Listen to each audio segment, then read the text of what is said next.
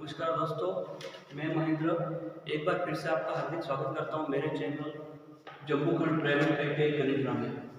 देखिए, जैसा कि हमने 2 वीडियो पहले डाल दिए हैं और उस पर व्यू तो बहुत अच्छे मिले, लेकिन बच्चे कमेंट नहीं कर पा रहे हैं कि उन्हें कोई प्रॉब्लम है नहीं है। कुछ बच्चों का फ़ोन आया था कि सर जो सेट स्क्वायर क्या होता है, फ्रेंच कर्व क्या होता है, इनके बारे में सर आप थोड़ा बताना। तो मैंने क्या किया, आज का स्पेशल टॉपिक लिया आपके लिए, जो कमेंट्स आए उसके हिसाब से, कि ड्राइंग शीट और ड्राइंग बोर्ड का एवं उपकरणों का सचित्र प्रदर्शन करना। अगर आप लोगों को सचित्र प्रदर्शन करके मैं बताऊं तो आप लोगों को अच्छे से समझ में आएगा। ये जो मैं आपको आज क्लास ले रहा हूँ आपकी, उसमें क्या है कि ड्राइंग शीट के बारे में आपको जानकारी होगी, आपको किस प्रकार की शीट लानी है, ड्राइंग बोर्ड के बारे में जानकारी मिलेगी, और जो भी उपकरण और सहायक सामग्रियाँ हैं उनका सचित्र वर्णन करके मैं आपको आपके सामने बता रहा हूँ, ताकि आप लोगों को समझने में अच्छा लगे और आपको जल्दी से समझ में आ जाए देखते ही। और इसमें जो सेट स्क्वायर बच्चे पूछ रहे थे, तो मेरा बताने का ये रीज़न है कि सेट स्क्वायर जो होते हैं वो अलग अलग कैसे होते हैं, दोनों सेम दिखते हैं लेकिन अलग कैसे होते हैं। तो देखिए, एक तो होता है 30 डिग्री एंगल का और एक होता है 45 डिग्री एंगल का। तीनों का जो योग होता है वो 180 डिग्री होता है, और इसमें इनका जो फॉर्मेशन में तो वो अलग अलग होता है। कैसे, ये 30 डिग्री है, ये 90 और ये 60 है, ये 45 और ये 90 है। तो मेरे कहने का ये मतलब यही है कि आप लोगों को मैं सचित्र बताऊंगा, आपको अच्छे से समझ में आएगा।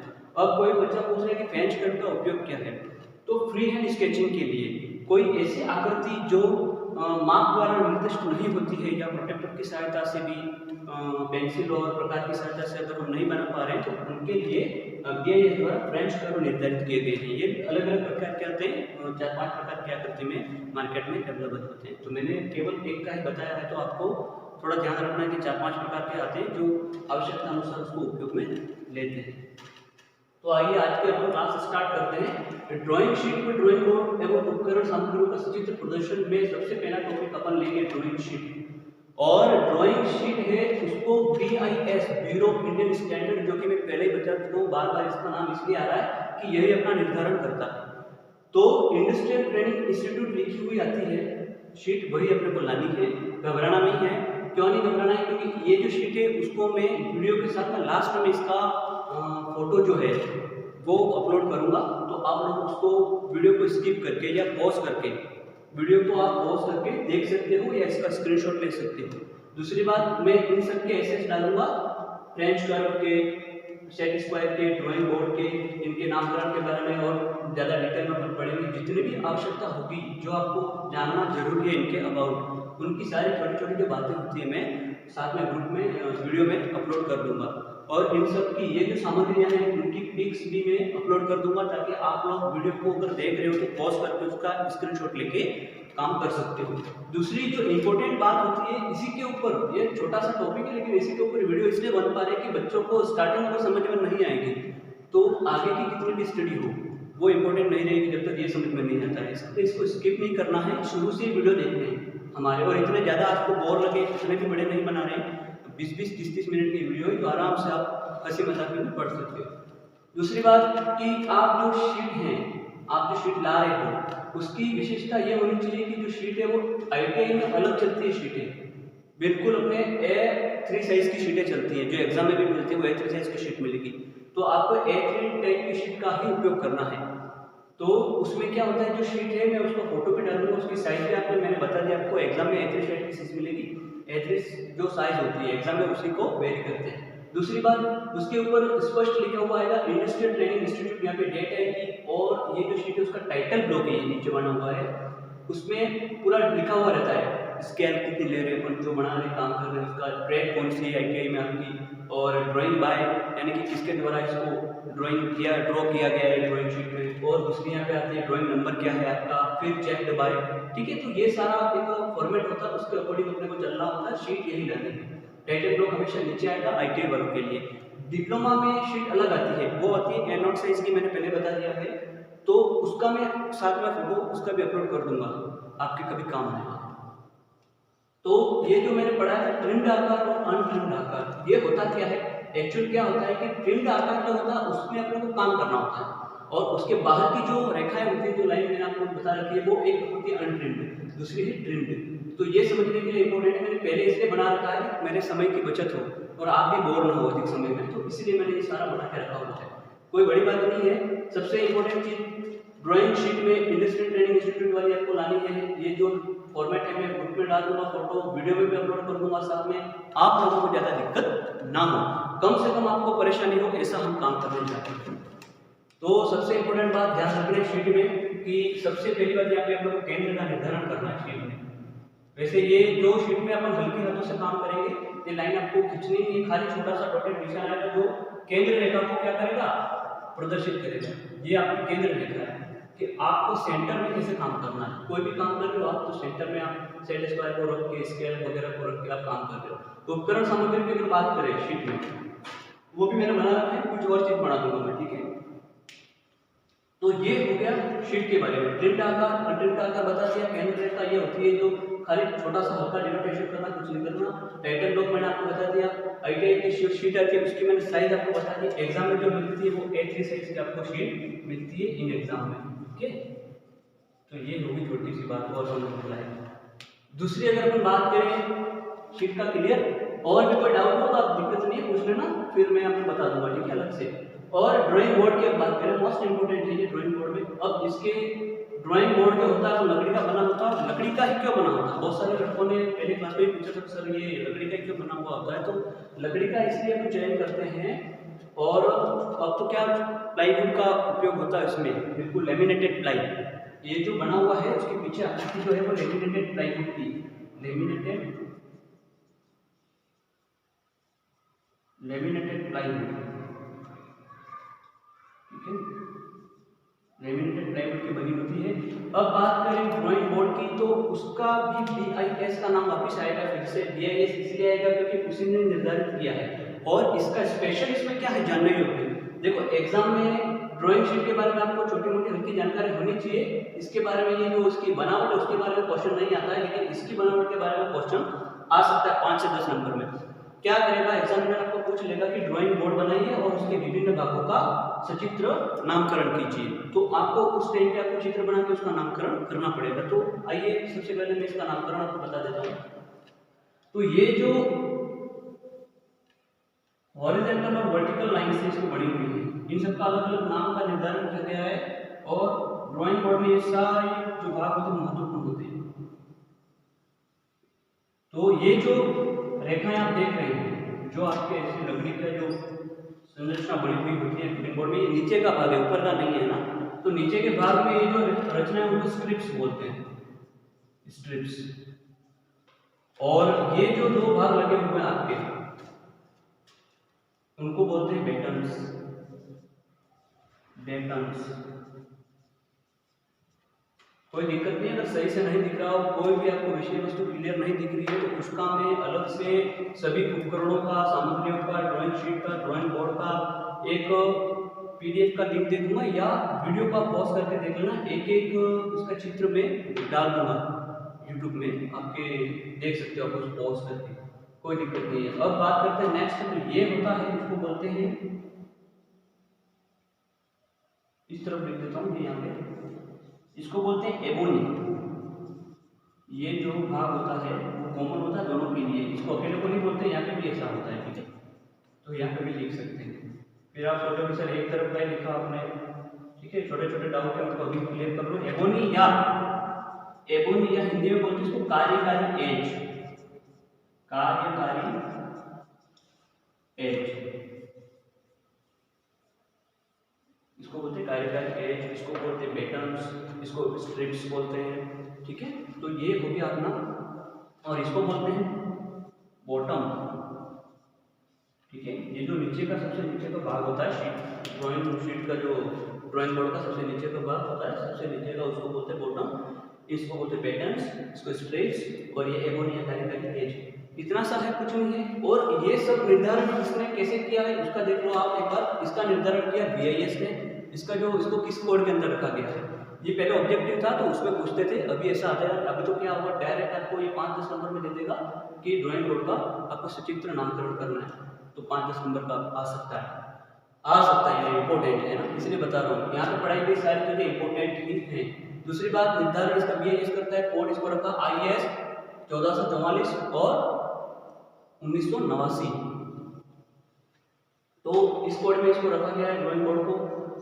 ड्राइंग बोर्ड में आपको कोई डाउट हो तो क्लियर करना है, आप कमेंट बॉक्स में कमेंट करें, तो इसके अबाउट कोई डाउट रह गया होगा तो क्लियर करेंगे। दूसरी इसकी बात होती है उसके साइज की बात करें कि ड्राइंग बोर्ड अगर कोड इसका निर्धारण हुआ है तो उसके साइज का भी निर्धारण अवश्य ही हुआ होगा।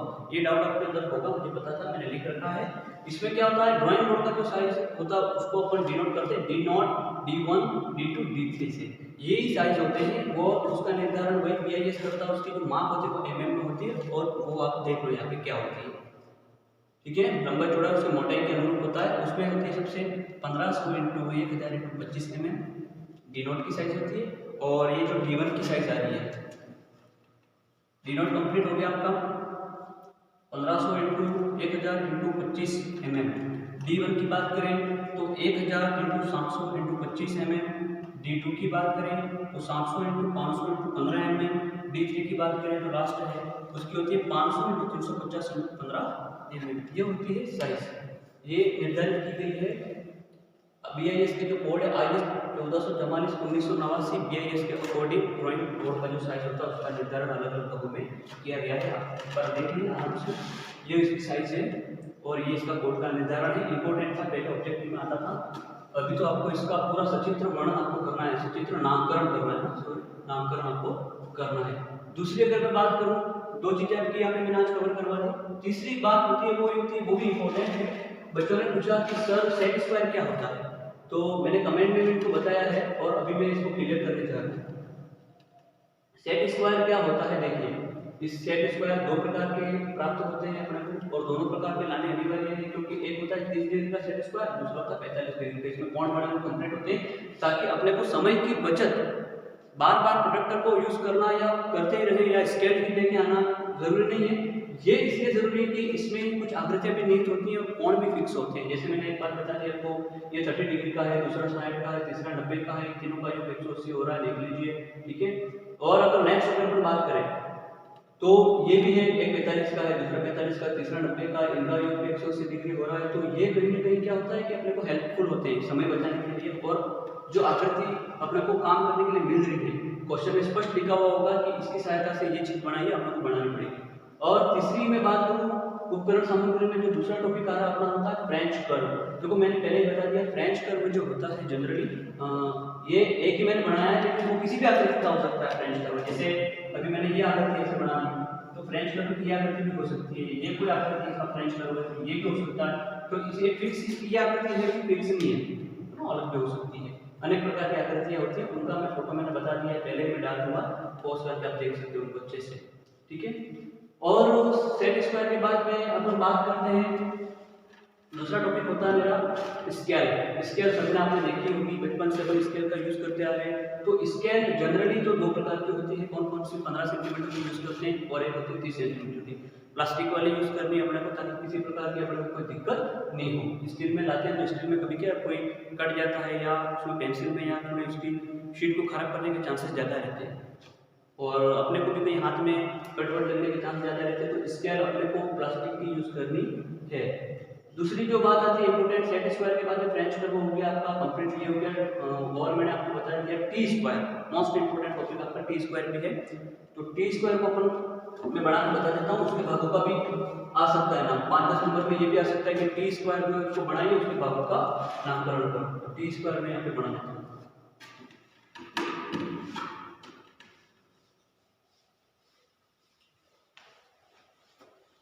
टी स्क्वायर जो होता है वो भी इंपॉर्टेंट होता है। ड्राइंग, किसी भी प्रकार की ड्राइंग को ड्रॉ करने के लिए शीट में टी स्क्वायर की आवश्यकता होती है। 90 डिग्री के कोण बनाने हो आपको शीट में, ऊर्ध्वाधर रेखाएं खींचनी हो आपको, ठीक है।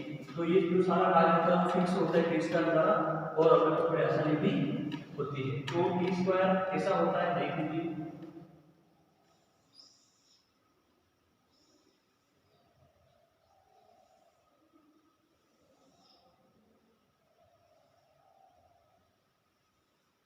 ये होता है आपका टी स्क्वायर।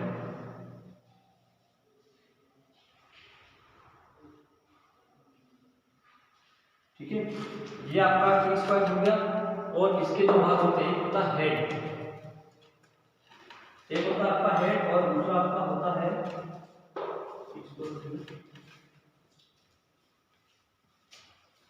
इसके दो भाग होते हैं, एक तो होता है आपका हेड, दूसरा होता है आपका ब्लेड। तो ये जो ऊपरी सिरा होता है वो आपका होता है हेड और दूसरा होता है ब्लेड। तो इसमें भी कार्यकारी ये जाती है वो ये रही,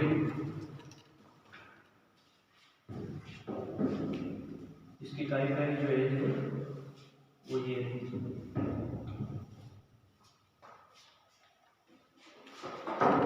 इसकी कार्यकारी है,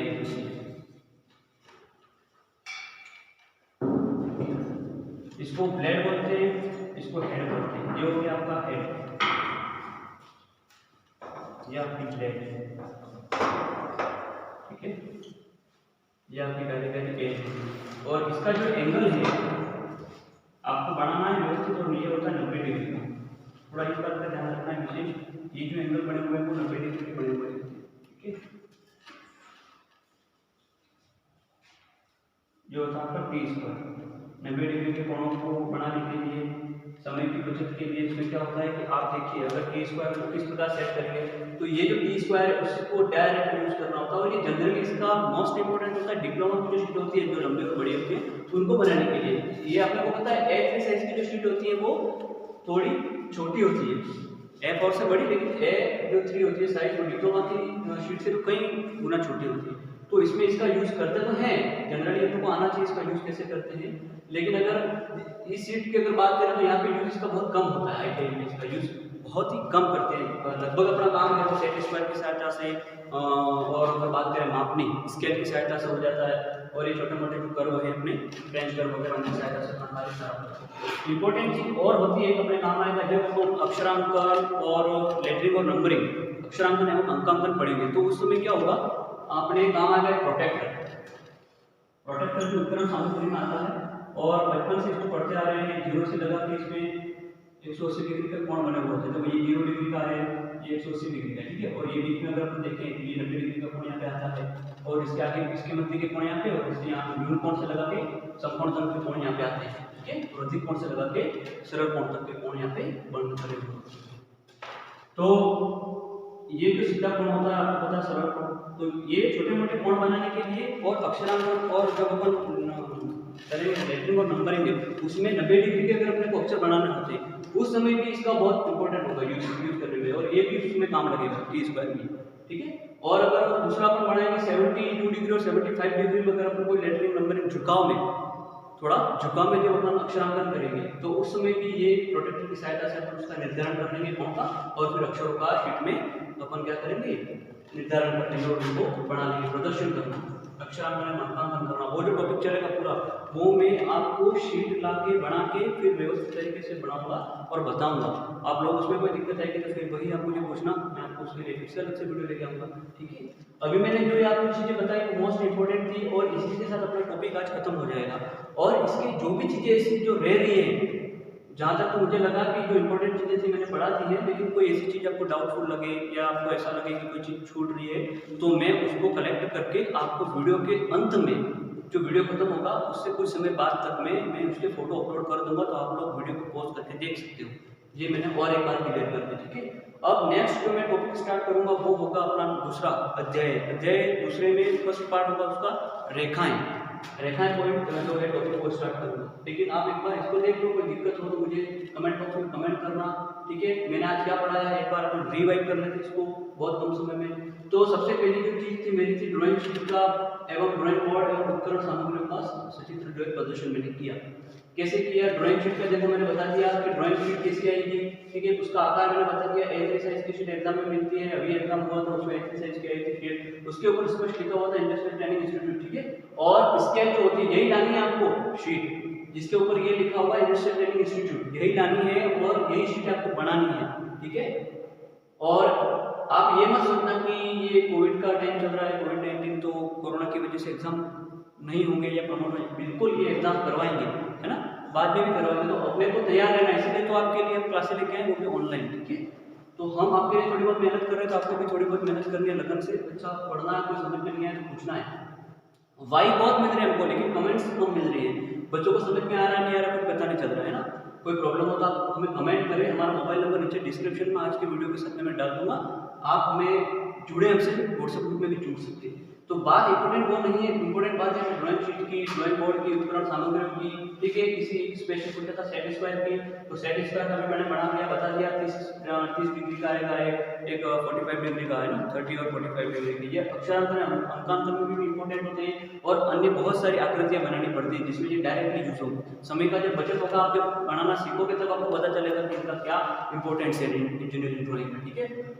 और एक दूसरी चीज रह रही है, मैं कोशिश करूंगा कभी मैं आपको बता दूं, नहीं तो उसका भी एक फोटो में आपको साथ में बता दूंगा। जो यूनिट्स होती है, जैसे आपको जनरली ड्राइंग, ये ड्राइंग सामान्य ड्राइंग नहीं, चित्रकला नहीं है, ये ड्राइंग है इंजीनियरिंग ड्राइंग। तो इसमें क्या होता है कि आपको छोटे छोटे आंकड़े, यूनिट्स आपको पता होने चाहिए। कैसे?